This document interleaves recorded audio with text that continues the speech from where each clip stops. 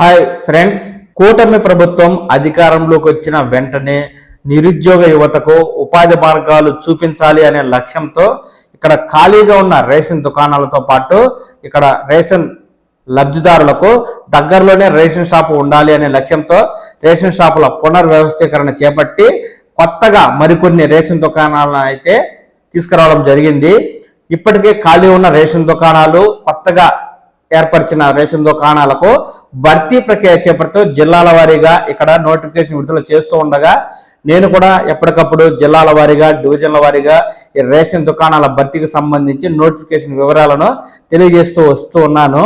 అయితే చాలా మంది మన సబ్స్క్రైబర్లు ఏంటంటే కామెంట్ చేస్తున్నారు, అన్న మేము ఈ రేషన్ దుకాణానికి దరఖాస్తు చేసుకుందామని సంబంధిత ఎంఆర్ ఆఫీస్కి వెళ్ళినప్పుడు ఇక్కడ క్యాస్ట్ సర్టిఫికేట్ కావచ్చు దరఖాస్తు ఫారాల కోసం వెళ్ళినప్పుడు అక్కడ స్థానిక ప్రజాప్రతినిధులు మీకు ఈ రేషన్ దుకాణం కావాలి అంటే మీరు ఏమాత్రం పెట్టుకోగలరు అంటూ అడుగుతున్నారని, డిమాండ్ను బట్టి 3 లక్షలు ఒక్కో షాప్కు 5 లక్షల రూపాయలు కూడా అడుగుతున్నారని, మొత్తం ఇక్కడ సిండికేట్ అవుతూ ఈ షాపులను అయితే అమ్ముకుంటున్నారని, ఇక్కడ నిజాయితీగా దరఖాస్తు చేసుకుని పరీక్ష రాసిన వారికి ఈ షాపులు దక్కే అవకాశం లేనట్టు తెలుస్తుందని చాలా మంది నిరాశగా కామెంట్ అయితే చేశారు.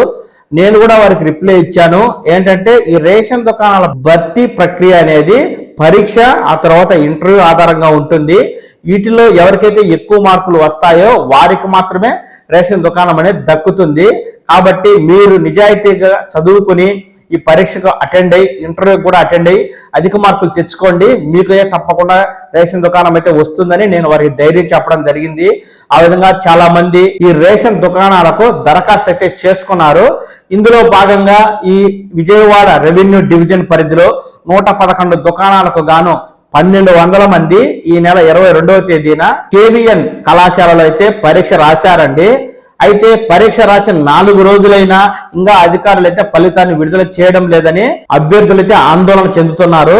ఎందుకంటే పరీక్ష రాసిన రోజు సాయంత్రమే ఈ ఫలితాలను అయితే ఎక్కడైనా అధికారులు విడుదల చేస్తుండగా ప్రస్తుతం 4 రోజులైనా ఈ ఫలితాలు విడుదల చేయకపోవడంతో అభ్యర్థుల్లో ఆందోళన నెలకొంది.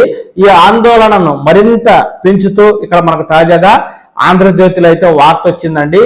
ఈ వార్తా సారాంశం ఏంటంటే ఈ రేషన్ షాపులను స్థానిక ప్రజాప్రతినిధులు ఈ యొక్క దుకాణానికి ఉన్నటువంటి డిమాండ్ను బట్టి 3 నుంచి 5 లక్షల రూపాయల వరకు బేరాలు మాట్లాడుకుని ఈ మేరకు సిండికేట్ అయ్యి ఈ విధంగా అమ్ముకుంటున్నారని వార్త అయితే రావడం జరిగింది.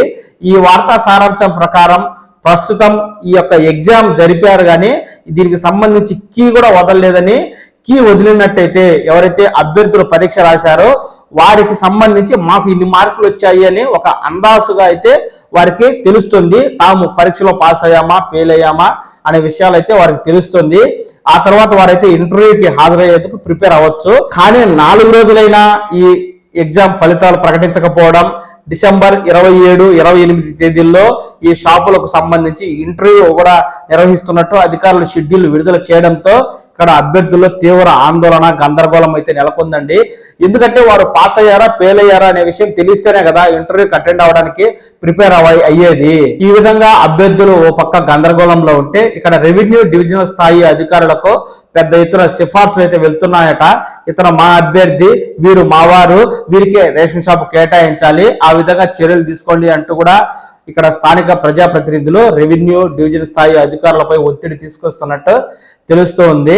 ఏదైతే కూటమి ప్రభుత్వం నిరుద్యోగ యువతకు ఉద్యోగ కల్పన కల్పించాలి అనే ఉద్దేశంతో నిరుద్యోగులకు ఉపాధిని అందించాలనే లక్ష్యంతో ఇక్కడ ఈ విధంగా అంగన్వాడీ పోస్టులు అలాగే రేషన్ దుకాణాల భర్తీ చేపడుతూ ఉందండి.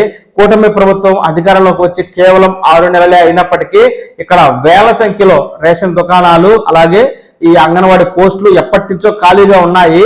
వాటి స్థానంలో ఇక్కడ శాశ్వతంగా భర్తీ ప్రక్రియ చేపట్టి నిరుద్యోగ యువతకు ఉద్యోగాలు ఇవ్వాలని చూస్తూ ఉంటే స్థానిక ప్రజాప్రతినిధులు మాత్రం అక్రమాలకు తెరలేపి ఎవరైతే ఇక్కడ అర్హులు ఉన్నారో నిజాయితీగా చదువుకుని పరీక్ష రాశారో అలాంటి వారికైతే అన్యాయం చేయాలని చూస్తున్నారు. మరి ఇక్కడ విజయవాడ డివిజన్ లోనే ఇలా జరుగుతోందా? ఇటీవల కాలంలో నోటిఫికేషన్ విడుదల చేసినటువంటి కడప జిల్లా, అన్నమయ్య జిల్లా, తిరుపతి, చిత్తూరు, కర్నూలు, నంద్యాల అలాగే పల్నాడు, ఈ విజయనగరం జిల్లాకు సంబంధించి అలాంటి చోట కూడా ఇలా జరుగుతుందా ఏమో తెలియడం లేదు. ఒకవేళ ఈ జిల్లాలో వారు ఎవరైనా ఉంటే మీ జిల్లాలో ఈ రేషన్ దుకాణాల భర్తీ ఏ విధంగా జరుగుతుంది అనేది కామెంట్ అయితే చేయండి. రేషన్ దుకాణాల భర్తీలో జరుగుతున్న అవినీతి అక్రమాలపై తక్షణం కూటమి ప్రభుత్వం చర్యలు తీసుకోవాలని ఇక్కడ స్థానికంగా ఉన్నటువంటి కలెక్టర్ గారు ఈ రేషన్ దుకాణాల భర్తీ ప్రక్రియ అనేది సక్రమంగా జరిగేలా చేసి ఎవరైతే నిజాయితీగా చదువుకుని పరీక్ష రాసి అధిక మార్కులు తెచ్చుకున్నారో అలాంటి నిజాయితీ పరులకు నిజమైనటువంటి నికార్సైనటువంటి అభ్యర్థులకే ఈ పోస్టు దక్కేలా చర్యలు తీసుకోవాలి అంటూ అభ్యర్థులు అయితే కోరుతూ ఉన్నారండి.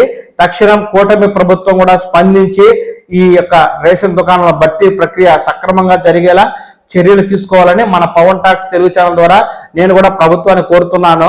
ఎందుకంటే ఈ నిరుద్యోగులకు సంబంధించి జరిపే భర్తీ ప్రక్రియ అనేది సక్రమంగా జరిగినప్పుడే ఇక్కడ నిజమైనటువంటి అభ్యర్థులకు పోస్టులు దక్కడం వల్ల ప్రభుత్వ లక్ష్యం అనేది నెరవేరుతుంది.